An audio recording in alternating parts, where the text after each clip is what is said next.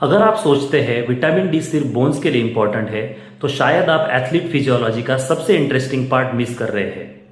Athletes के लिए vitamin D का रोल सिर्फ हड्डियों तक लिमिटेड नहीं है। बॉडी के कई इंपॉर्टेंट सिस्टम्स में इसका रोल होता है। सबसे पहले स्केलेटल मसल्स। हमारी मसल्स में भी विटामिन डी रिसेप्टर्स होते हैं।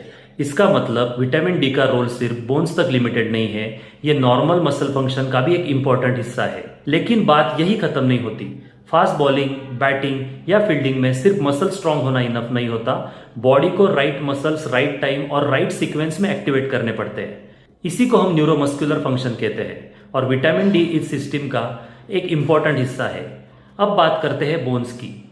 हर स्प्रिंट, हर जंप, हर बॉलिंग स्ट्राइड बोन पर रिपीटेड लोडिंग क्रिएट करता है।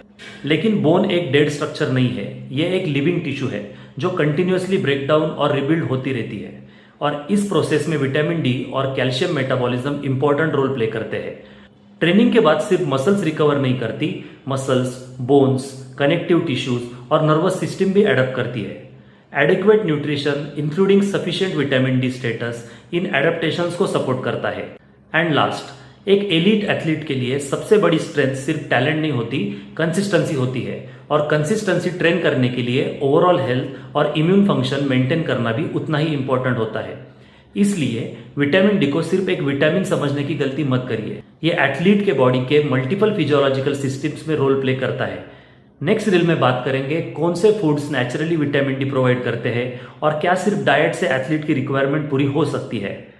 Follow me for evidence-based sports nutrition and cricket performance content. Stay tuned. Thank you.